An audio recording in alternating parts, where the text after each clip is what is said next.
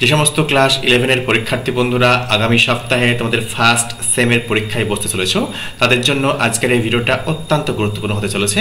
কেননা এই ভিডিওর মাধ্যমে আমি আলোচনা করতে চলেছি গ্রামারের প্রশ্নোত্তর সম্পর্কে।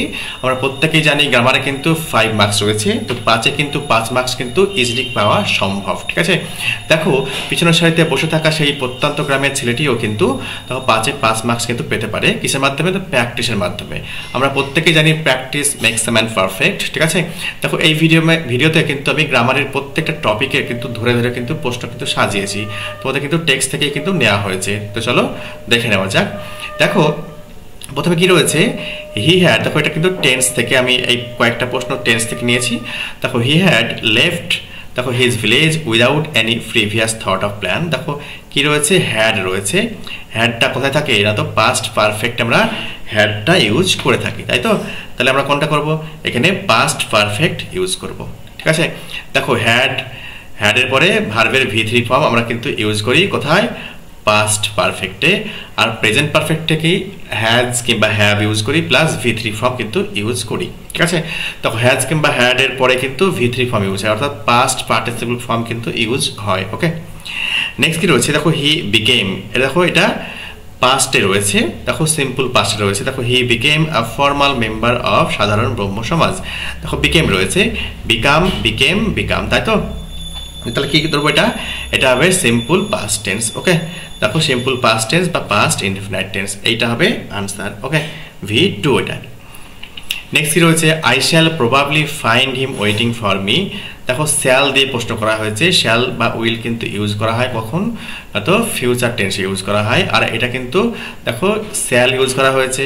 দেখো শ্যাল কিংবা উইলের পরে যদি ভার্বের প্রেজেন্ট ফর্ম ইউজ করা হয়, তাহলে আমরা জানবো ভার্বের কিসে রয়েছে না, তো সিম্পল ফিউচারে রয়েছে, এটা সিম্পল ফিউচার টেন্স। ওকে, দেখো আমরা চলো দেখে নেব ফিউচার ইনডিফিনাইট বা সিম্পল ফিউচার। দেখো এইটা হবে আনসার। ওকে, আশা করি বোঝা গিয়েছে। নেক্সট দেখো never did sun more beautifully steep. দেখো ডিড রয়েছে, ডু এর পাস্ট ফর্ম রয়েছে, তাই তো? ডু, ডিড, ডান এটা ইউজ হয়, তার ডিডটা পাস্টে রয়েছে, তাহলে এখানে সিম্পল পাস্ট টেন্স এটা। ওকে, দেখো নেক্সট কি রয়েছে, দেখো he became a formal member of সাধারণ ব্রহ্ম সমাজ। দেখো বিকেমটা এটা ভুলবশত দেখো আগেও করেছি, এটা ভুলবশত হয়ে গেছে। দেখো নেক্সট রয়েছে কি ভয়েস চেঞ্জ। ঠিক আছে, ভয়েস চেঞ্জ একদম সোজা, তো চলো দেখে নেওয়া যাক।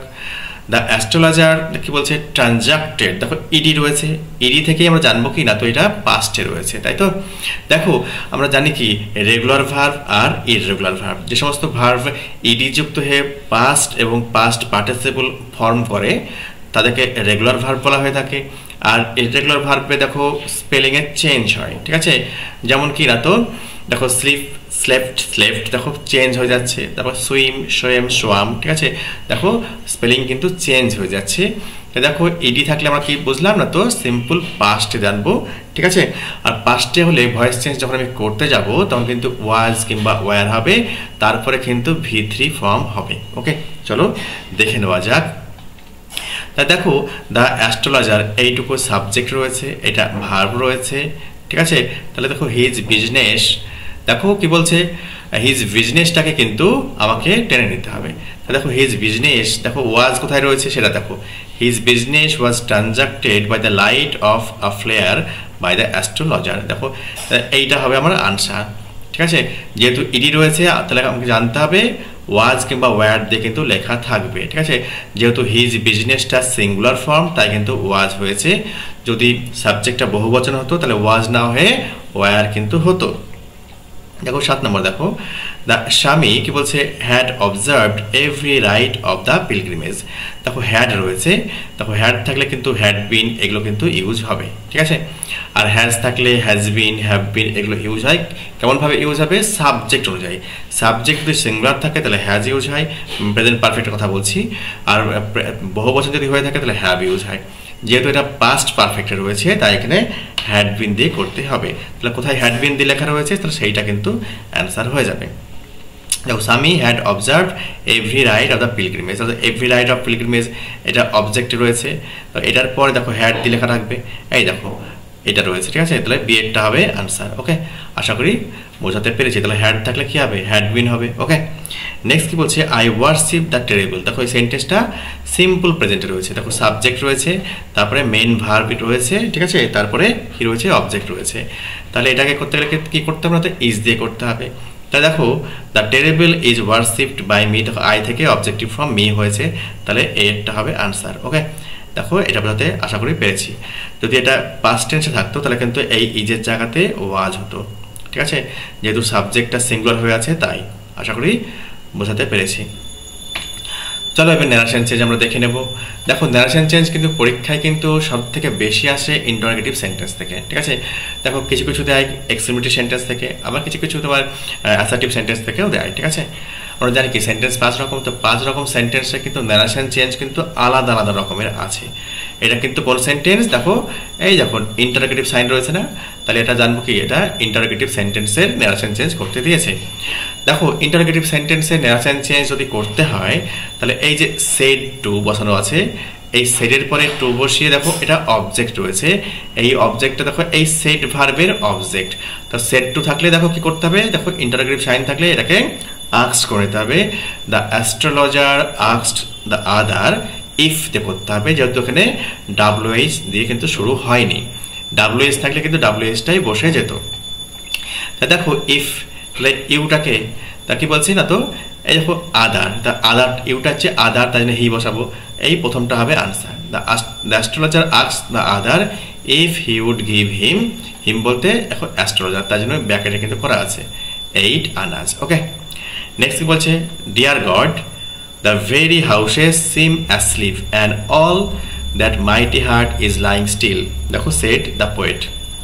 দেখো এটা কি রয়েছে, এই দেখো নোট অফ এক্সক্লেমেশন, অর্থাৎ দাঁড়ের নিচে ফোটাকে ইংরেজিতে বলা হয় নোট অফ এক্সক্লেমেশন বা এক্সক্লেমেটরি চিহ্ন। দেখো যদি কোনো আনন্দের কথা হয়ে থাকে তাহলে এক্সক্লেমড ইন জয় হয়ে থাকে, যদি দুঃখের কোনো সংবাদ হয়ে থাকে তাহলে এক্সক্লেমড ইন গ্রিফ বা ইন সরো হয়ে থাকে, ঠিক আছে। দেখো আর যখন বোঝা যাবে না তখন এক্সক্লেমড করতে হবে শুধু, ঠিক আছে। তো কি বলছে দেখো কোনটা হবে, চলো দেখছি। দেখো ডিয়ার গড দ্য কি বলছে, দ্য ভেরি হাউসেস, দেখো কি বলছে, addressing god the poet exclaimed in wonder. তাও কি বলা হয়েছে, that every houses seem asleep, তাকে সিম হবে না, এইটা হবে, সেকেন্ডটা হবে, ঠিক আছে। কি বলছে, এই দেখো যেহেতু দেখো এক্সক্লেমড পাস্টে রয়েছে তাই পরের যে ভার্ব সেটাও কিন্তু পাস্টেই হবে, ঠিক আছে।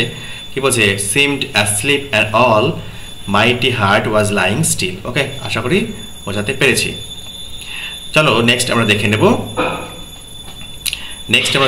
কি দেখে নেব না, তো 11 নম্বরে কি রয়েছে সেটা দেখো। He said I saw the marvellous beauty. দেখো কি বলছে, হি সেড, দেখো আমি দেখেছি, দেখো সিম্পল পাস্টে থাকলে পাস্ট পারফেক্টে কনভার্ট হবে, ঠিক আছে।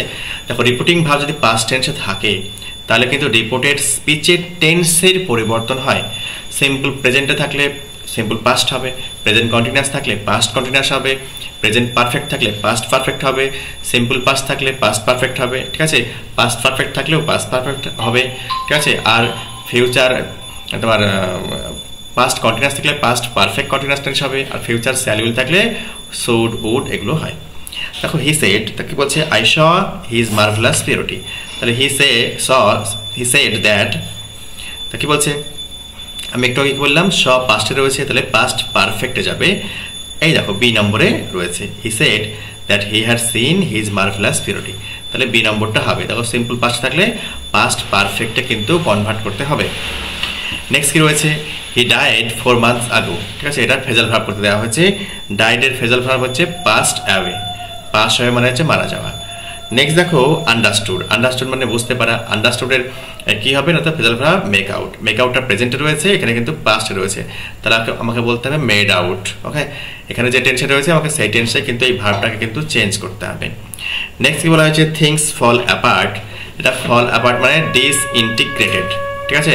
দেখো আলাদা আলাদা হয়ে যাওয়া বা পৃথক হয়ে যাওয়া, আশা করি বোঝা গিয়েছে।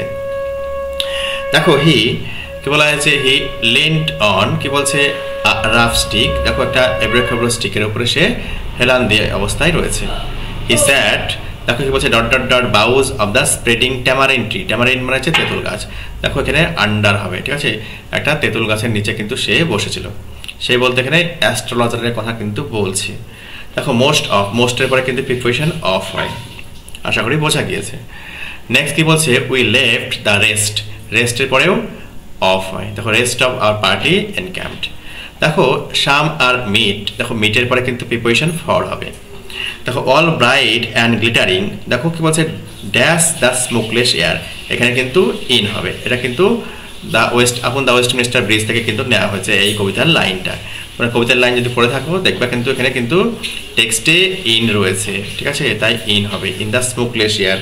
দেখো বাতাসে কিন্তু কোনো ধোঁয়া নেই, ঠিক আছে। নেক্সট দেখো পিপুল আর কি বলছে না, তো attracted to him as bees are attracted to cosmos or dahlia stocks.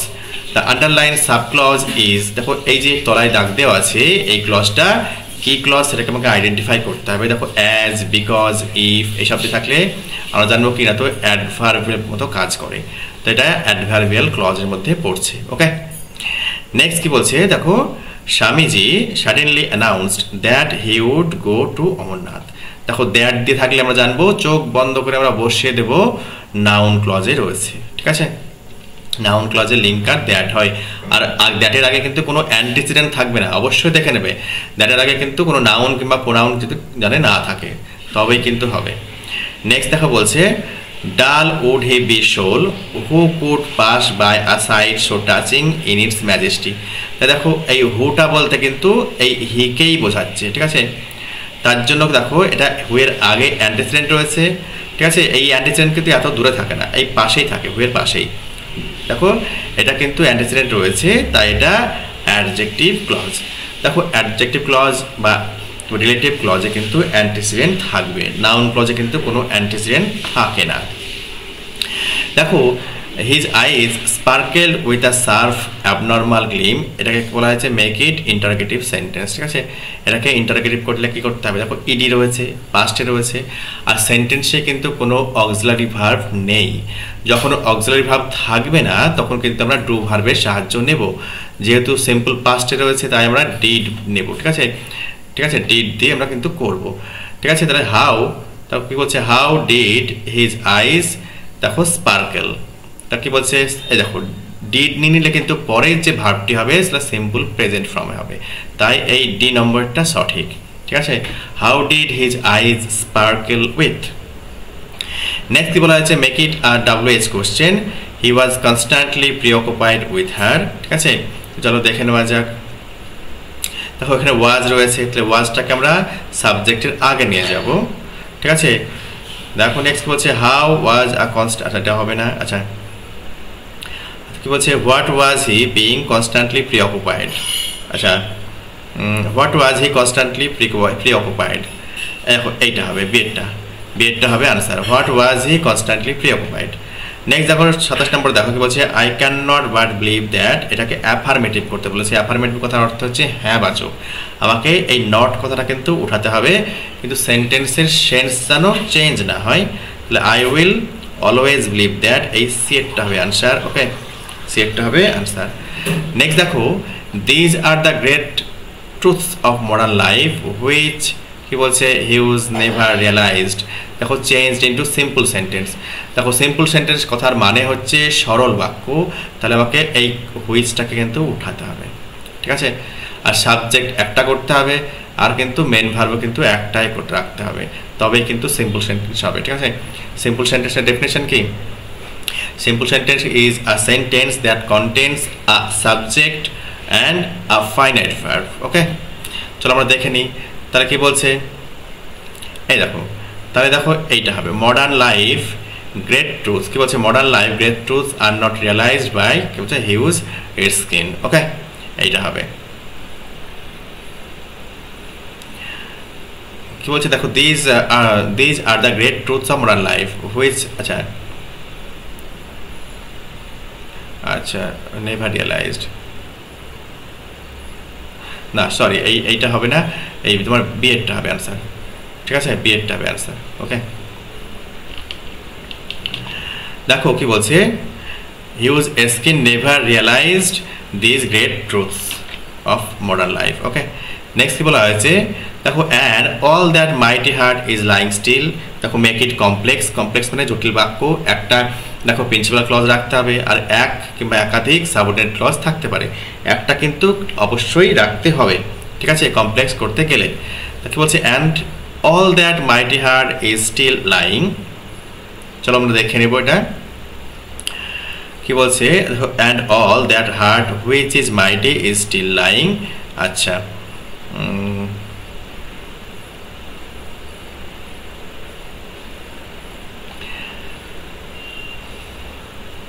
দেখো একটা হবে answer, and all that heart which is mighty is still lying. Next কি বলছে, the falcon can not hear the falcon. এটা make it affirmative, তাহলে এই নটটাকে কিন্তু সরাতে হবে, ঠিক আছে, কিন্তু মানে কিন্তু একই রাখতে হবে। তারপর সিয়েরটা দেখো অ্যান্সার, ঠিক আছে, the falcon is unable to hear the falconer. Next কি রয়েছে, সাম আর অ্যাগ্লো উইথ আ ব্লুম। কি বলছে, use noun form of aglow. দেখো some are in a glow with bloom, দেখো এই এটা হবে আনসার। দেখো নেক্সট কি বলা হয়েছে, he has never been to anything so beautiful, rewrite the sentence using superlative degree. কি বল, চলো সুপারলেটিভ ডিগ্রি ব্যবহার করে কিন্তু করতে দেওয়া হয়েছে। এই দেখো কি বলা হয়েছে, এই ডিএডটা হবে আনসার। দেখো this is the most beautiful thing he has ever seen. Okay, এইটা কিন্তু এই অ্যান্সারটা কিন্তু হবে। দেখো all this was but a dream, দেখো এটা কিন্তু নেগেটিভ করতে দেওয়া হয়েছে, ঠিক আছে, এই সব কিছুই হচ্ছে স্বপ্ন, তাহলে মানে কিন্তু তোমাকে একই রাখতে হবে। দেখো none of this was anything but a dream. আচ্ছা, এই এটা হবে অ্যান্সার, ঠিক আছে, নান অফ দিস। আচ্ছা, অল দিস, আচ্ছা, বাট এ ড্রিম, সব কিছুই। আচ্ছা, none of this was anything but a dream.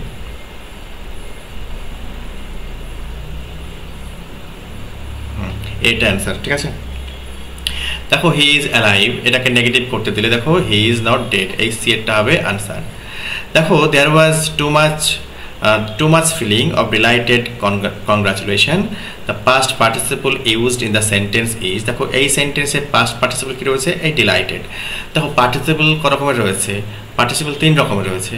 Present participle অর্থাৎ মেন ভার্বের সঙ্গে যখন আমি আইএনজি করব, দেখো একটা এক্সাম্পল নিচ্ছি। দেখো ডু হচ্ছে মেন ভার্ব, এর সঙ্গে যদি আমি আইএনজি যুক্ত করি তাহলে কী হবে, ডুইং হয়ে যাবে। দ্য ডুইংটা হচ্ছে প্রেজেন্ট পার্টিসিপল ফর্ম। ওকে, ডুইংটাকে কী বলবো, প্রেজেন্ট পার্টিসিপল ফর্ম। আর পাস্ট পার্টিসিপল ফর্মটা কিন্তু রেডিমেড কিন্তু থাকে, ঠিক আছে, এটা কিন্তু আমরা তৈরি করতে পারি না। দেখো এটা কিন্তু পাস্ট পার্টিসিপল ফর্ম রয়েছে। আর প্রেজেন্ট পার্টিসিপল এবং পাস্ট পার্টিসিপল যে সেন্টেন্সে ইউজ হবে, দেখো তোমার পারফেক্ট, সেটাকে পারফেক্ট পার্টিসিপল বলছে, ওটাকে হ্যাভকে হ্যাভিং যুক্ত করে করতে হয়, ঠিক আছে। দেখো হ্যাভ ভার্ব পারফেক্টে ইউজ হয়ে থাকে, তাই দ্য সান হ্যাভিং রাইজেন, দেখো হ্যাভের সাথে আইএনজি যুক্ত করা হয়েছে, plus V3 form Ryzen use করা হয়েছে, ঠিক আছে। দেখো এটা হচ্ছে পারফেক্ট পার্টিসিপলের উদাহরণ, আশা করি বোঝা গিয়েছে। নেক্সট দেখো, the astrologer pick up his article and put them into his bags. দেখো এটাকে কিন্তু পার্টিসিপল ব্যবহার করে আবার লিখতে বলা হয়েছে। দেখো picking up his articles, the astrologer put them into his bag. দেখো এইটা কিন্তু দেখো প্রেজেন্ট পার্টিসিপল, এইটাকে কি, এটা হচ্ছে প্রেজেন্ট পার্টিসিপল, পিকের সঙ্গে আইনজি যুক্ত করলাম। এই হচ্ছে দেখো তোমাদের গ্রামার, ঠিক আছে। তোমরা দেখো যদি ভিডিওটা ভালো করে দেখে থাকো, দেখবা বেশ কিছু নিয়মাবলী কিন্তু বলেছি এই ভিডিওর মাধ্যমে। দেখো এই প্রশ্ন যদি নাও আসে সমস্যা নেই, আমাকে কিন্তু বুঝে নিতে হবে, ঠিক আছে, কখন কোন ক্লজটা হবে, কখন কোন আর্টিকেলটা হবে, কোন তোমার প্রিপোজিশনটা হবে, ঠিক আছে। তাহলে দেখো আশা করি তোমাদের ভিডিওটি ভালো লেগেছে। যদি ভিডিওটি ভালো লেগে থাকে তাহলে একটা লাইক দিয়ে এবং সাবস্ক্রাইব করে অবশ্যই আমার পাশে থেকো। ভালো থেকো, সুস্থ থেকো।